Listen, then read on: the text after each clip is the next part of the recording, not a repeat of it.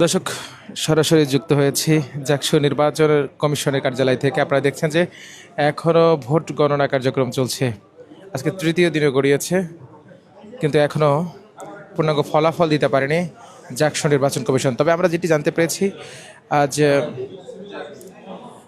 এখন পর্যন্ত 11:30 নাগাদ আমরা যে তথ্য পেয়েছি, তাতে জাকসুর যে 21টি হল রয়েছে, এই হলের কেন্দ্রীয় সংসদের ভোট এখন পর্যন্ত এর মধ্যে 17টির গণনা শেষ হয়েছে এবং আরও একটির গণনা শেষ পর্যায়ে, সে সাথে 3টি কেন্দ্রের ভোট গণনা চলছে।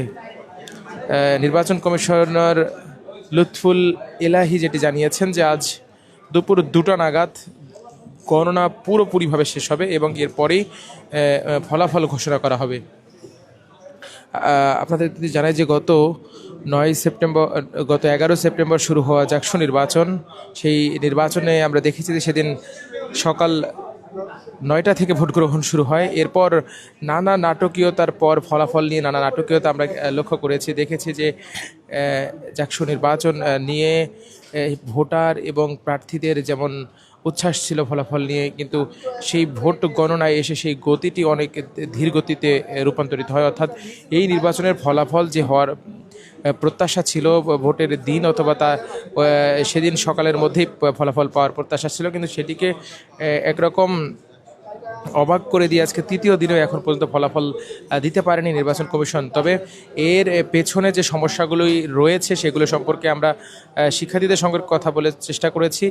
তারা যেটি জানিয়েছেন যে এখানে হাতে গণা পদ্ধতিতে, অর্থাৎ সেই প্রাচীন পদ্ধতি হাতে গণা, ব্যালট পেপার হাতে গণার কারণে অনেক সময় লেগে যাচ্ছে, যেখানে 8,000-এর মতো ভোটার ভোট দিয়েছেন। তবে 25টি পদের বিপরীতে কেন্দ্রীয় সংসদে 8,000 ভোটার ভোট দিয়েছেন এবং একই সাথে সেখানে 25-এর পাশাপাশি 15টি হল সংসদ, সব মিলিয়ে ব্যালট সংখ্যা একজনের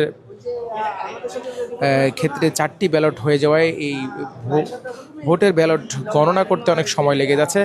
আমরা তারও আগে জানি যে এই ভোট গণনার কথা ছিল ওএমআর মেশিনে, তবে কয়েকটি প্যানেল থেকে ওএমআর মেশিনের বিশ্বস্ততা, স্বচ্ছতা নিয়ে যখন প্রশ্ন ওঠে, তারপরেই কিন্তু এই পরিস্থিতির সৃষ্টি হয়। এবং এখন পর্যন্ত আমরা যতটুকু তথ্য পেয়েছি,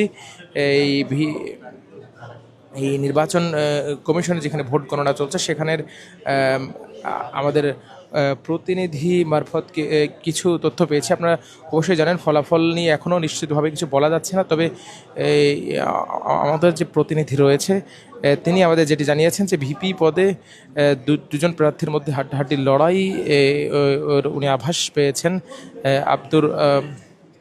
যেখানে স্বতন্ত্র প্রার্থী আব্দুর রশিদ জিতু ও ইসলামী ছাত্র শিবির সমর্থিত সমন্বিত শিক্ষার্থী জোটের প্রার্থী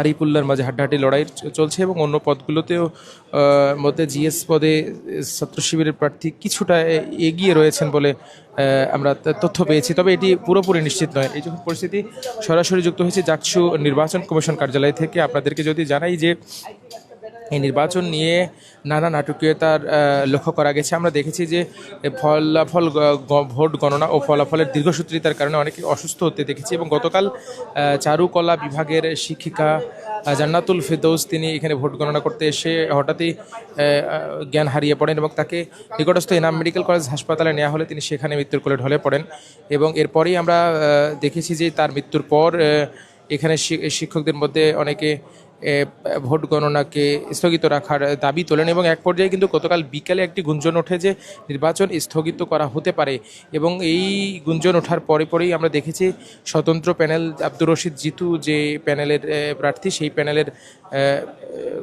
অন্য প্রার্থী এবং ভোটাররা এবং সাধারণ সমর্থকরা এখানে উঠে স্লোগান দিতে থাকেন এই সিনেট ভবনের সামনে।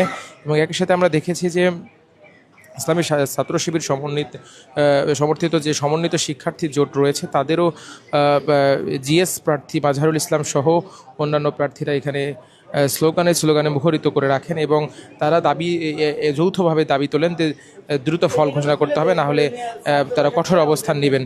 এবং এরপরে আমরা দেখি যে বিশ্ববিদ্যালয়ের উপাচার্য এখানে আসেন, কয়েক দফায় মিটিংয়ের গুঞ্জন আমরা শুনেছি এবং এরপরে কিন্তু উনি সন্ধ্যা নাগাদ ঘোষণা দেন যে ভোট গ্রহণ আবারও শুরু হবে, অর্থাৎ ভোট গ্রহণ তার আগে কিছু সময়ের জন্য বন্ধ ছিল, তার ঘোষণার পর আবারও ভোট গণনা কার্যক্রম শুরু হয় এবং এই গণনাকারীর সংখ্যা বাড়ানো হয়। এবং এরপরে দেখি যে গণনার গতি বৃদ্ধি পেতে এবং এক পর্যায়ে গতি বৃদ্ধি পেলেও আমরা দেখেছি যে রাত যত গভীর হতে থাকে তত গণনাকারীদের মধ্যে অনেকে অপারগতা প্রকাশ করেন। এরপর আবারও এই হাত বদলিয়ে গণনাকারী বদলিয়ে সব মিলিয়ে আমরা যেটি দেখেছি যে সকাল গড়িয়ে এখন প্রায় দুপুরের পথে এখন পর্যন্ত আমরা শেষ খবর পাওয়া পর্যন্ত 17টি হলের যে কেন্দ্র রয়েছে সেগুলিতে ভোট গণনা শেষ হয়েছে এবং 18তমটির প্রায় শেষ পর্যায়ে আরও 3টি গণনা চলছে। এই যখন পরিস্থিতি 21টি হলের কেন্দ্রীয় সংসদের যে রেজাল্ট, সেই রেজাল্টের জন্য অধীর আগ্রহে বসে আছেন বাইরে বিভিন্ন দলের বিভিন্ন প্যানেলের এবং স্বতন্ত্র প্রার্থীরা। তাদের সঙ্গে আমরা কথা বলার সুযোগ হয়েছে। তারা একরকম আক্ষেপের কথা বলছেন যে এত দীর্ঘসূত্রিতা আসলে ইতিহাসে কোথাও নেই। এরপর আমরা নির্বাচন কমিশনের সদস্য লুৎফুল ইলাহির সঙ্গে কথা বলেছি। তিনি যেটি জানিয়েছেন যে দুপুর 2টার মধ্যেই ভোট গণনা শেষ হবে এবং এরপরেই তারা ফল ঘোষণা করবেন আনুষ্ঠানিকভাবে।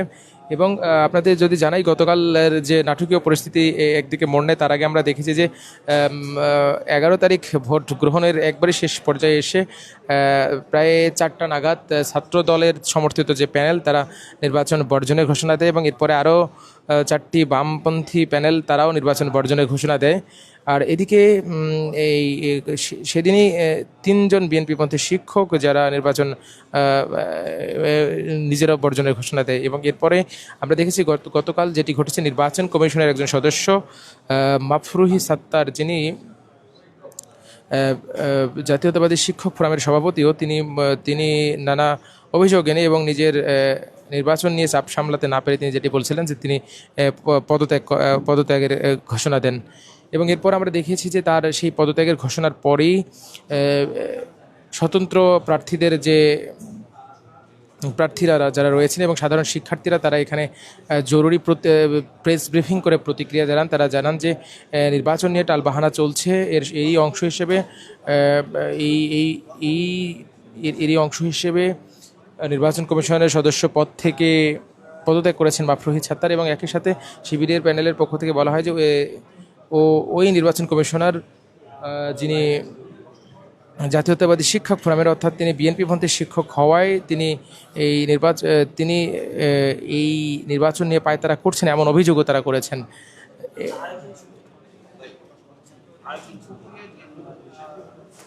দর্শক, এই ছিল সর্বশেষ। ভোট গণনা চলছে, আমরা আবারও আপনাদেরকে জানানোর চেষ্টা করব। সে পর্যন্ত সবাই ভালো থাকুন, সুস্থ থাকুন, আমাদের সঙ্গে থাকুন।